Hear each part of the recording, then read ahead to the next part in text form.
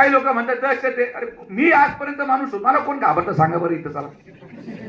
एवढे लोक बसले, कोणी घाबरतं मला? अरे लोक कोणी, आता मी तेव्हा मागच्या कुपन वाटत आलो होतो, आमच्या महिला कोणी शर्ट उडून राहिलं, कोणी मला माझे कपडे बटणावर खाली झाले तर मी काय म्हटलो, कारण की ते मला भाऊ समजतात. एवढं प्रेम लोकांनी मला दिलं. हे दहशत कोणा, तुम्ही तर हा विचार करतो बाबा हे काय चालू आहे ना दहशतची आजादी. अरे बघा काय काश्मीरमध्ये भाषण चालू आहे काय,